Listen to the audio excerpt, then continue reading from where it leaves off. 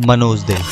ये नाम तो हर उस इंसान ने सुना होगा जिसने अपनी लाइफ में कभी न कभी यूट्यूबर बनने के बारे में सोचा है। और आज मनोज दे के पास 5.8 मिलियन से भी ज़्यादा सब्सक्राइबर्स हैं और हर महीने इनकी वीडियोस पर लगभग 5 से 10 मिलियन व्यूज़ आते हैं। और इनका चैनल इतनी तेज़ी से ग्रो हो रहा है कि इनके कंपटीटर्स इनसे काफ़ी ज़्यादा पीछे हैं। तो आज हम इस वीडियो में जानेंगे कि कैसे ये सभी चैनल्स मनोज दे जैसा सिमिलर कंटेंट बनाने के बावजूद भी ग्रो क्यों नहीं कर पा रहे हैं, और मनोज दे की वीडियोस में ऐसा क्या फॉर्मूला है कि लोग उनकी तरफ खींचे चले आते हैं। पर ये सब जानने से पहले ज़रा आप इस वीडियो क्लिप को देखो। दोस्तों, आप वीडियो किस टाइम पे अपलोड कर रहे हो, ये बहुत बड़ा मायने रखता है कि आपका वीडियो वायरल होगा या नहीं होगा। अगर आपको YouTube की एक चाय के कप के बराबर भी नॉलेज है तो आपको पता होगा कि इस वीडियो में मनोज जो बताने की कोशिश कर रहे हैं उस बात का एक्चुअली में कोई सेंस नहीं बनता है। और ऐसा पहली बार नहीं हुआ। मनोज की हर वीडियो में कुछ इसी टाइप की नॉलेज होती है। इसी वजह से इनके ऊपर काफ़ी सारी एक्सपोज वीडियोस भी बनी हुई हैं, पर इन वीडियोस के बावजूद भी इनकी ग्रोथ पर कोई असर नहीं पड़ा है। लास्ट मंथ भी इन्होंने 5 मिलियन से ज़्यादा व्यूज़ गेन किए हैं। और आपके मन में भी सवाल आ रहा होगा आखिर कैसे। तो इस वीडियो में मैं आपको ऐसे 3 बड़े मेजर रीजंस बताने वाला हूँ जो कि मनोज दे की सक्सेस का कारण बने हैं। और लास्ट वाला रीज़न तो इतना ज़्यादा इम्पोर्टेंट है कि उसी की वजह से आज भी मनोज दे का चैनल चल पा रहा है। तो इस वीडियो के एंड तक बने रहना। Number 1, consistency. अपने स्टार्टिंग डेज में जो कि मनोज का स्ट्रगल पीरियड था, उस टाइम पर मनोज के पास अच्छी फैसिलिटीज़ नहीं हुआ करती थी।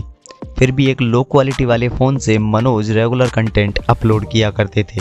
फिर चाहे कंटेंट कैसा भी हो, वो क्वालिटी से ज़्यादा क्वांटिटी पर ध्यान दिया करते थे, क्योंकि उस टाइम पर लोगों की डिमांड काफ़ी ज़्यादा थी और सप्लाई काफ़ी कम।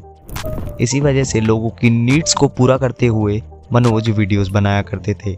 उसी के साथ साथ मनोज उस छोटे से छोटे टॉपिक पर भी वीडियो बनाया करते थे जिसको अदर यूट्यूबर्स बेसिक समझकर छोड़ दिया करते हैं। और यही चीज़ लोगों का वीकेस्ट पॉइंट होती है, क्योंकि मोस्टली लोगों को बेसिक कॉन्सेप्ट ही क्लियर नहीं होते हैं और बेसिक चीज़ों के अंदर ही लोग मोस्टली प्रॉब्लम्स फेस करते हैं।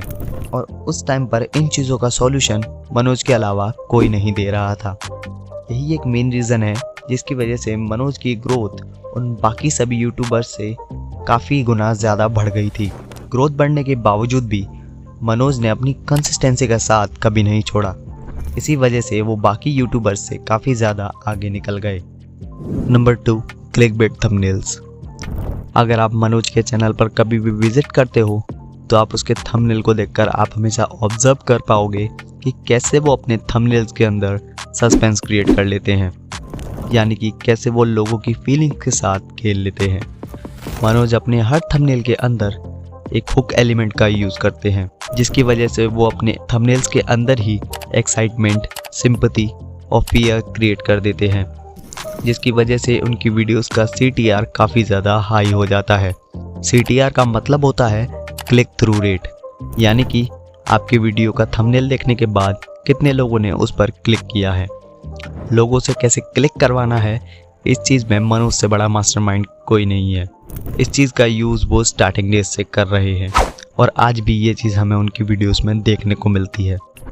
पर ये बात मनोज को भी पता थी कि सिर्फ CTR हाई होने से उनके चैनल पर ग्रोथ नहीं आएगी, तो उन्होंने अपनी दूसरी स्किल का भी यूज़ करना स्टार्ट कर दिया, जो थी स्टोरी टेलिंग, जिसकी मदद से वो अपनी वीडियोस में ऑडियंस को एंड तक रोकने में कामयाब रहते थे, जिसकी मदद से उनके चैनल का ऑडियंस रिटेंशन काफ़ी ज़्यादा इंक्रीज़ हो चुका था, जो कि वीडियोस को वायरल करने में काफ़ी ज़्यादा हेल्पफुल होता है। मनोज अपनी वीडियोस की स्टार्टिंग तो थंबनेल्स के अकॉर्डिंग ही करते थे, but at the end of the video result कुछ और ही होता था।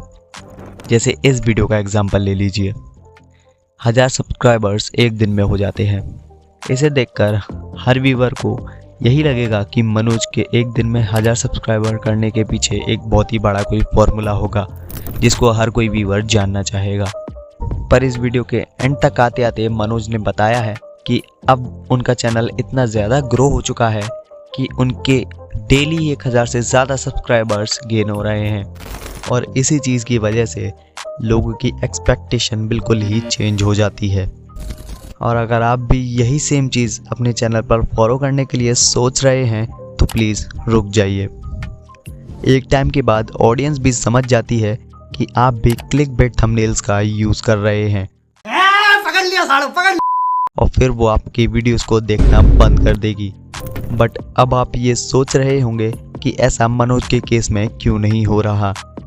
तो वेल, ये चीज़ मनोज के साथ उसके तीसरे रीज़न की वजह से नहीं हो रही, और वो है नॉट अ यूट्यूबर। मनोज दे कोई यूट्यूबर नहीं है, बल्कि वो एक इन्फ्लुएंसर है।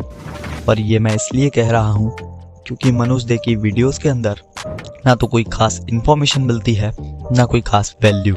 और सक्सेसफुल होने के बावजूद भी मनोज दे के कंटेंट के अंदर कुछ ज़्यादा इम्प्रूवमेंट नहीं दिखती है। बट फिर भी इनका चैनल इतना ज़्यादा ग्रो कैसे कर रहा है, इसके पीछे का रीज़न है, ये बात आप सभी लोग जानते होंगे कि मनोज झारखंड के एक गांव से बिलोंग करते हैं और इनकी जो ऑडियंस है वो मोस्टली रूरल एरिया से है।